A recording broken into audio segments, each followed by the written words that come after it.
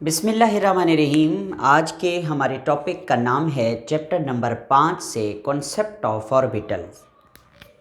क्योंकि आप जानते हैं कि हम चैप्टर नंबर 5 को पढ़ रहे हैं, कॉन्सेप्ट ऑफ ऑर्बिटल।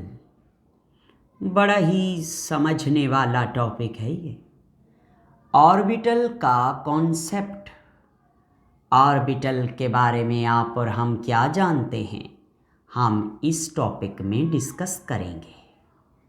तो तालिब इल्मों, सबसे पहली बात ये है कि एक साइंसदान जिसका नाम था बूहर, इसने हमें बताया था कि इलेक्ट्रॉन रिवॉल्व करता है किसके गिर्द? न्यूक्लियस के गिर्द at specific distance from nucleus. Specific distance, फासला from nucleus। ठीक है। और अगली बात, वो कहता है कि ये इलेक्ट्रॉन स्पेसिफिक वेलोसिटी से घूमता है, स्पेसिफिक वेलोसिटी से रिवॉल्व करता है। मैं इन अल्फाज को आसान कर देता हूँ। बूहर कहता है कि एक न्यूक्लियस के गिर्द जो एटम है, उसके शेल में इलेक्ट्रॉन जो है, हमें पता है कि इलेक्ट्रॉन न्यूक्लियस के से कितना दूर है, किस फासले पर है, और हमें यह भी पता है कि यह इलेक्ट्रॉन किस वेलोसिटी से इस दायरे में घूमता है। वो कहता है कि हम किसी इलेक्ट्रॉन की पोजीशन और किसी इलेक्ट्रॉन की वेलोसिटी को एक ही वक्त में फाइंड आउट कर सकते हैं, बूहर कहता था। मगर आपने पिछले टॉपिक में पढ़ा कि एक साइंटिस्ट आया, हेज़नबर्ग, उसने कहा नहीं, वी कैन नॉट कैलकुलेट और डिटरमाइन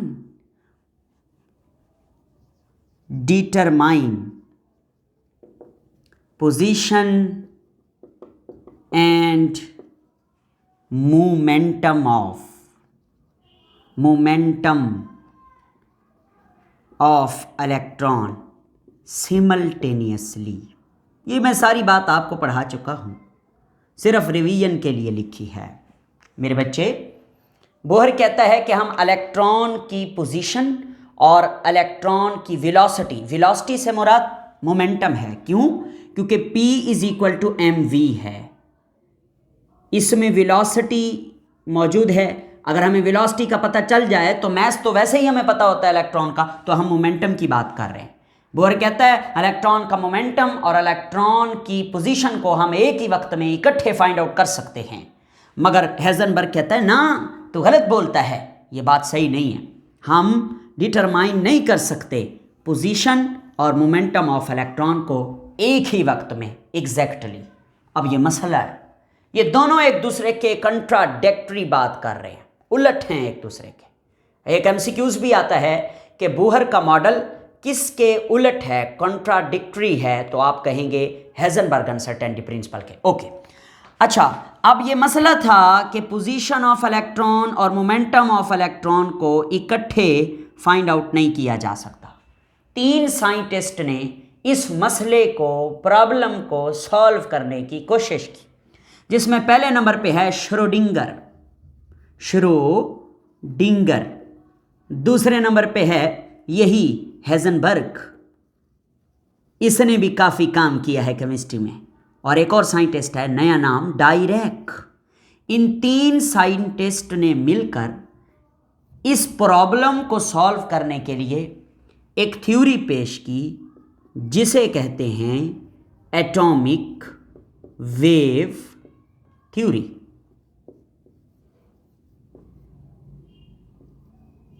या वेव मैकेनिकल थ्योरी, ये बात भी लिखी जाती है कुछ किताबों में। एटॉमिक वेव थ्योरी या फिर wave mechanical theory about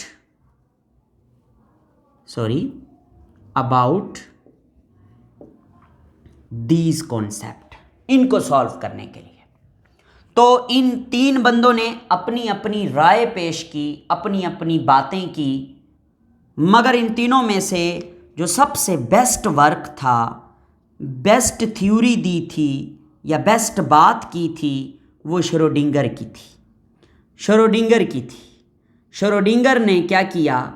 Schrodinger ने एक इक्वेशन पेश की जिसे श्रोडिंगर वेव इक्वेशन कहा जाता है।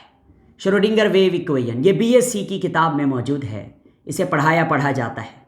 श्रोडिंगर वेव इक्वेशन को इसने पेश किया। ये श्रोडिंगर वेव इक्वेशन क्या करती है? ये श्रोडिंगर वेव इक्वेशन हाइड्रोजन के एटम के बारे में पेश की गई, और ये श्रोडिंगर वेव इक्वेशन जब आप इसको सॉल्व करते हैं तो ये इक्वेशन का जो सॉल्यूशन है वो हमें बताता है कि हम इलेक्ट्रॉन की पोजीशन को 100% एग्जैक्टली फाइंड आउट नहीं कर सकते, बल्कि हम आइडिया लगा सकते हैं कि इलेक्ट्रॉन इस जगह पर प्रेजेंट हो सकता है। कैसे? मैं अल्फाज का जामा पहनाता हूं इस बात को। हम आइडिया लगा सकते हैं। क्या आइडिया लगा सकते हैं? वो कहता है कि we can not measure the position of electron exactly, but the probability इसका मतलब होता है chance, probability of finding electron को तलाश करने का जो चांस है वो है, but the probability of finding electron at any time at any distance can be measured, distance can be measured या कैन बी सीन, देखा जा सकता है। ये बात थोड़ी सी मुश्किल लगती है मगर लगेगी नहीं जब मैं समझाऊंगा। श्रोडिंगर ने हाइड्रोजन के एटम के लिए एक इक्वेशन पेश की जिसे श्रोडिंगर वेव इक्वेशन कहते हैं। उस इक्वेशन को जब सॉल्व किया गया तो उसके सॉल्यूशन से ये बात सामने आई। मैं इस बात को समझाने की कोशिश करता हूँ आपके सामने, ठीक है। वो ये है कि वो कहता है कि ये न्यूक्लियस है किसका? हाइड्रोजन का, ठीक है। बोहर ने क्या कहा था? मैं बात को थोड़ा सा चेंज कर रहा हूं। बोहर ने कहा था कि हाइड्रोजन का जो एटम होता है उसके न्यूक्लियस के सेंटर से लेकर इधर तक का फासला, यानी इधर तक का फासला, ये फासला कितना है? ये फासला है 0.529 एंगस्ट्रॉम। अगर आप इसे नैनोमीटर में लिखें तो 0.052 या 9 और 2 को राउंड ऑफ करें तो ये 3 हो जाएगा नैनोमीटर, ठीक है। वो कहता है कि न्यूक्लियस के सेंटर से लेकर इधर तक का जो फासला है ना, ये पहला ऑर्बिट है हाइड्रोजन के एटम का, जिसका रेडियस होता है r1 और उसकी वैल्यू क्या होती है? 0.053 नैनोमीटर। अच्छा, बोहर कहता था कि इलेक्ट्रॉन इस जगह पे घूमता है, इस जगह पे घूमता है, और इस जगह को, इस सर्कल को, इस दायरे को बोहर ने क्या नाम दिया था? ऑर्बिट का नाम दिया था या शेल का नाम दिया था। मगर ये कहता है श्रोडिंगर, वो कहता है कि इलेक्ट्रॉन इस जगह पर नहीं होता, इलेक्ट्रॉन इस एरिया में पाया जाएगा, ये जिसको मैं ना सर्कल कर रहा हूं, समझना बात को। वो कहता है इलेक्ट्रॉन के जो पाए जाने का चांस है, यानी प्रोबेबिलिटी ऑफ इलेक्ट्रॉन है, वो क्या है? वो ये है, यानी इधर भी इलेक्ट्रॉन हो सकता है, इधर भी इलेक्ट्रॉन हो सकता है, इधर भी इलेक्ट्रॉन हो सकता है, इधर भी हो सकता है, इधर भी हो सकता है, कहीं पर इलेक्ट्रॉन हो सकता है। Probability of finding electron electron के पाए जाने का चांस एट एनी टाइम, किसी भी वक्त, at any distance. At any distance का क्या मतलब है कि 0.529 से थोड़ा सा ऊपर और 0.529 से थोड़ा सा नीचे, इधर भी इलेक्ट्रॉन हो सकता है, इधर भी हो सकता है, इसी दायरे पर भी हो सकता है जो बोहर ने बताया था, कहीं भी हो सकता है इलेक्ट्रॉन। एग्जैक्ट नहीं पता कि इलेक्ट्रॉन कहां हो सकता है, ये नहीं हम बता सकते। तो फिर उससे हमने पूछा कि तुम ऐसा क्यों कह रहे हो। उसने कहा देखो आपने ड्यूअल नेचर ऑफ मैटर पढ़ा है, इलेक्ट्रॉन एक मैटर है, जब ये मूव करता है तो डी ब्रॉगली कहता है कि इलेक्ट्रॉन जब मूव करेगा तो वेव लाइक मोशन शो करेगा। तो इलेक्ट्रॉन कुछ इस तरह से घूमता है, ये देखें यूं, वेव लाइक मोशन शो करता है। तो अब जब वेव लाइक मोशन शो कर रहा है तो हमें क्या पता कि इलेक्ट्रॉन एग्जैक्टली कौन सी जगह पर है। तो इसलिए वो कहता है इलेक्ट्रॉन इधर भी, इधर भी, इधर भी, इधर भी, इधर भी, कहीं भी इलेक्ट्रॉन हो सकता है, उसके पाए जाने का चांस कहीं पर भी हो सकता है। मगर आइडिया कहां से मिला उसको? बोहर की बात से। वो कहते हैं बोहर ने कहा था कि न्यूक्लियस के सेंटर से लेकर इधर तक इलेक्ट्रॉन इस जगह पर होता है, मगर मैं कहता हूं इस जगह पर भी हो सकता है, इसके ऊपर भी, इसके नीचे भी उसकी प्रोबेबिलिटी है, उसके पाए जाने का चांस है।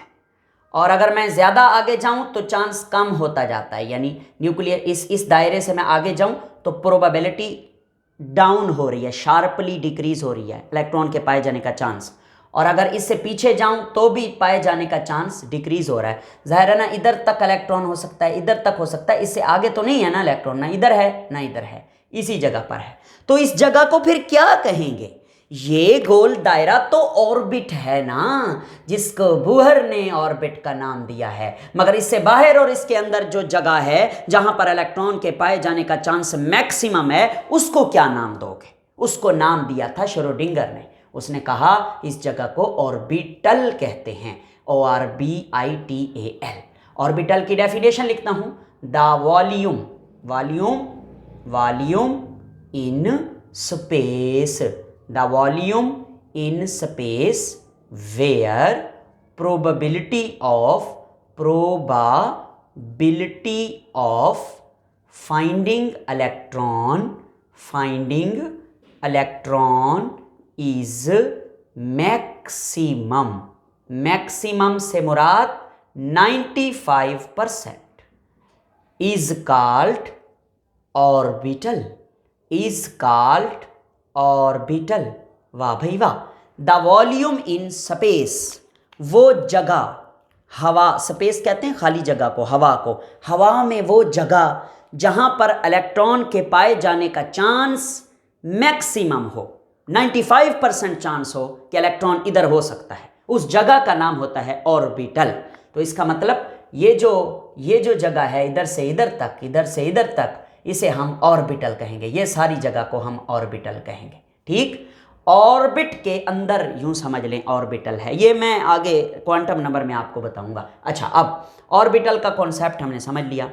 बाज़ किताबें लिखती हैं कि इस ऑर्बिटल को आप कहते हैं इलेक्ट्रॉनिक क्लाउड। क्या कहते हैं? इलेक्ट्रॉन क्लाउड या इलेक्ट्रॉनिक क्लाउड। मतलब क्या है? इलेक्ट्रॉन क्लाउड का मतलब है इलेक्ट्रॉन का बादल, यानी वो जगह जहां पर इलेक्ट्रॉन हो सकता है, या वो जगह जहां पर इलेक्ट्रॉन का चार्ज फैला होता है। मतलब मैं आपको समझाता हूं, अगर इलेक्ट्रॉन इस जगह पर है तो उसका जो चार्ज है, उसकी जो अट्रैक्शन है, वो आगे भी फैली हुई हो सकती है, नीचे भी फैली हुई हो सकती है। जैसे आप मकनातीस को देखते हैं तो एक मकनातीस दूसरे मकनातीस से नॉर्थ साउथ पोल जब मिलते हैं, अभी वो दूर होते हैं कि उनके दरमियान अट्रैक्शन शुरू हो जाती है। क्यों? क्योंकि उनका जो चार्ज है, उनकी जो अट्रैक्शन है, वो अभी एक दूसरे से दूर हैं फिर भी मौजूद है। तो इलेक्ट्रॉन के ऊपर जो चार्ज होता है उसका असर इधर तक भी हो सकता है, इधर तक भी हो सकता है। इसीलिए वो कहता है ऑर्बिटल को आप इलेक्ट्रॉन क्लाउड भी कहते हैं, या आप dispersion of charge of electron भी कहते हैं।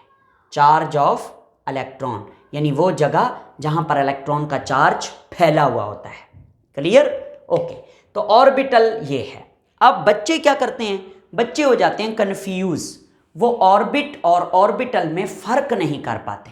ये शॉर्ट क्वेश्चन कभी कभी आता है कि what is the difference between orbit and orbital. तो आइए मैं आपको बता देता हूँ कि ऑर्बिट और ऑर्बिटल में क्या फ़र्क है। ठीक है, श्रोडिंगर ने आसानी से कह दिया, उसने कहा ये आपको बोहर कहता था हम दोनों चीज़ों को एक ही वक्त में फाइंड आउट कर सकते हैं, गलत कहता था। आपको फिर उसने कहा हेज़नबर्ग ने कि हम एक वक्त में एक चीज़ को फाइंड आउट कर सकते हैं। अगर हम मोमेंटम फाइंड आउट करेंगे तो उसका पोजीशन नहीं मालूम होगी, अगर पोजीशन फाइंड आउट करेंगे तो मोमेंटम नहीं मालूम होगा। मगर वो कहता है ये इसकी बात में भी सही कहावत नहीं है। मैं आपको बताता हूँ, मोमेंटम चाहे आप फाइंड आउट कर लें किसी ना किसी तरीके से, मगर 100% एग्जैक्ट इलेक्ट्रॉन की पाए जाने की जगह उसकी पोजीशन आप फाइंड आउट कभी नहीं कर सकते। ये मॉडर्न कॉन्सेप्ट है इसका, ये वेव मैकेनिकल कॉन्सेप्ट के मुताबिक उसने ये बताया। अच्छा, अब ऑर्बिट और ऑर्बिटल में फ़र्क क्या है मैं आपके सामने लिखता हूँ। इधर लिखता हूँ ऑर्बिटल, ऑर्बिटल, और इधर मैं लाइन लगाकर इधर लिखता हूँ ऑर्बिट। वैसे मैं पहले लिख लेता मगर ये भी ठीक है, कोई मसला नहीं। ऑर्बिटल, ऑर्बिटल की डेफिनेशन ये लिखी हुई आपके सामने, where probability of finding electron, finding electron is 95%। वो जगह जहाँ पर इलेक्ट्रॉन के पाए जाने का चांस 95% हो उसे आप ऑर्बिटल कहते हैं। ऑर्बिट क्या है? Orbit is a circular path, ये एक गोल दायरा है, एक रास्ता है। Circular path where electron revolve, वो कहता है ये वो दायरा है जहाँ पर इलेक्ट्रॉन घूमता है। मिसाल के तौर पर ये जो जगह है, इस जगह को आप ऑर्बिट कहेंगे, इस पूरे सर्कल को, इस सर्कल को। खच मच गई है, वैसे समझा मैंने दिया आपको, कोई मसला नहीं है। तो उसके बाद नंबर 2, ये ऑर्बिटल का जो कॉन्सेप्ट है ये आया मॉडर्न वेव मैकेनिकल कॉन्सेप्ट से हमें मिला। ठीक है, ओके। और ऑर्बिट का कॉन्सेप्ट किसने दिया था? ये बोहर्स थ्योरी से हमें मिला है, बोहर की थ्योरी ने हमें ये बात बताई है। उसके बाद नंबर 3, ये जो ऑर्बिटल होता है ये 3 डायमेंशनल होता है, यानी 3 डायमेंशनल का मतलब है ये हर तरफ फैला हुआ होता है। मैं आपको समझाता हूँ। और ये जो ऑर्बिट होता है ये 2 डायमेंशनल होता है, 2D होता है। कैसे ऑर्बिट कैसे होता है? ये देखो, बोहर कहता था ये अगर दरमियान में न्यूक्लियस है तो ऐसे इलेक्ट्रॉन घूमता है, बस ऐसे घूमता है, ठीक। मगर श्रोडिंगर क्या कहता है? श्रोडिंगर कहता है कि इलेक्ट्रॉन एक इस दायरे में नहीं घूमता, इलेक्ट्रॉन इस दायरे से ऊपर भी, इस दायरे से नीचे भी कहीं पर पाया जा सकता है। मगर श्रोडिंगर कहता है कि ये यूं होता है, इस तरह से, जैसे फुटबॉल होती है ना, और उस बॉल के अंदर छोटी बॉल आप रख दें, छोटी बॉल को न्यूक्लियस कह दें, और बड़ी बॉल इस तरह से, हर तरफ वो कहता है इधर उधर यूं, ये कहीं पर भी इलेक्ट्रॉन पाया जा सकता है, 3 डायमेंशनल हर तरफ। ओके, उसके बाद लास्ट बात क्या है कि जो ऑर्बिटल होते हैं, ऑर्बिटल में इलेक्ट्रॉन्स की बात करें तो ईच ऑर्बिटल, हर ऑर्बिटल जो होता है, each orbital have maximum of 2 electron, her orbital में 2 इलेक्ट्रॉन समा सकते हैं, इससे ज़्यादा जगह नहीं होती। और अगर मैं ऑर्बिट्स की बात करूं तो आपको पता है ऑर्बिट कौन से होते हैं? K, L, M, N, ये ऑर्बिट्स होते हैं, है ना। और इन ऑर्बिट्स में number of electrons find out करने का क्या तरीका है? एक फार्मूला होता है 2n⁻²। आगे चल के मैं इस फार्मूले को एक्सप्लेन करूंगा, फिलहाल मैंने इतना ही लिखना था। Thank you very much. ये हमारा टॉपिक था कॉन्सेप्ट ऑफ ऑर्बिटल।